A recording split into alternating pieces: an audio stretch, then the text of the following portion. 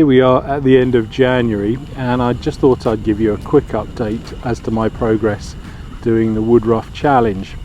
Now, if you don't already know, the Woodruff Challenge was set by somebody called Nathan Woodruff out there in Norcross, Georgia in the US, and basically he challenged me to ride my bike every day for 90 days, although I have changed it slightly so that all I need to do now is ride my bike every day for as many days as I can, hopefully getting towards 90 days. Now, if you want to join me on the challenge, it's very simple and straightforward. All you need to do is ride your bike either on the road or indoors on the turbo trainer or even on an exercise bike, and you need to do this every day and ride at least 1 kilometer. Obviously, the further you ride, the fitter you're going to get and the faster you're going to get there. The rationale behind the challenge is very simple and straightforward. Heaven knows we all need a bit of a kick to our fitness in January, particularly after we've been enjoying all of that festive food and drink over the Christmas period. And by committing to riding your bike every day for 90 days or for as many days as you can manage, you're thinking a lot more about exercise, and more importantly, you're overcoming the single most difficult barrier to that exercise, and that's actually getting off the sofa and doing it. And by committing to at least 1 kilometer every day, it's surprising how that 1 kilometer can so easily turn into 10 kilometers, 30 kilometers, 50 kilometers, or even 100 kilometers.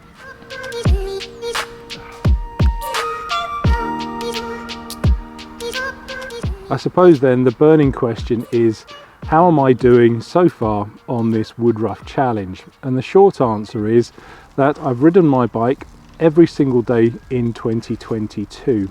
And some of those rides have been as long as 27 kilometers, while others have been as short as 1.7 kilometers or even 1.1 kilometer.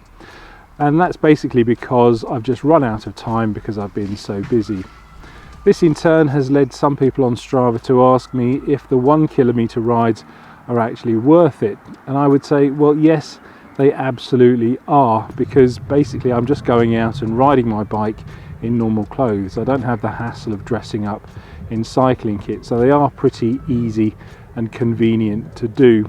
Secondly, okay, they're not doing a great deal for me on a physical perspective, but mentally it just reminds me that I am a cyclist, I do have this challenge to do, and I can't give up.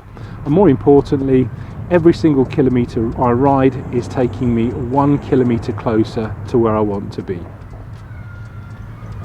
Other times I've had to resort to riding indoors on the turbo trainer, and the main reason for that has been the cold.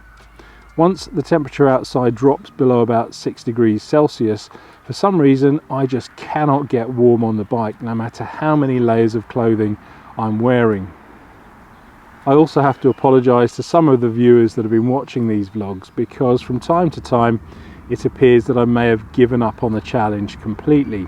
But that's only because I've been publishing vlogs that I've made before I started the challenge. Obviously, being a YouTuber, it's good to have some vlogs kind of in the background there that I can publish when I need to, and that's basically what's been happening. So although it may look from time to time that I've given up, I have been riding every single day this year.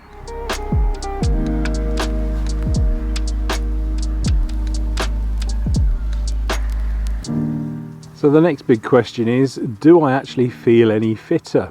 Well, so far this year I've ridden 335 kilometers, and normally I don't start feeling any fitter until I've ridden around about 1500 kilometers.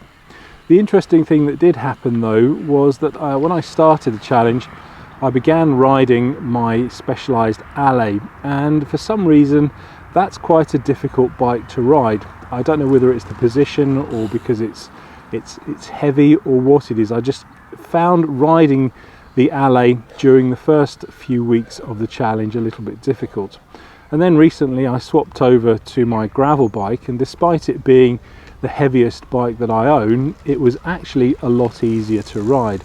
So I don't know whether it's a combination of me getting fitter or just riding a better bike, but yeah, I certainly feel a bit of a difference. Moving forward, I shall be continuing with the challenge. I've got 60 more days to ride, and obviously that's a fairly long time, but hopefully the weather will improve, and once the temperature starts moving into double figures, I should start feeling a bit more comfortable on the bike, and it should become a little bit easier. If I want to raise the stakes a little bit, I should also probably introduce a rule that if I go out and ride my bike on the road, I should be wearing full cycling kit. And that way, if I'm going out to do just one of these short 1 kilometre rides, it would be a lot easier to then just continue on and do maybe 10 kilometres or even slightly further.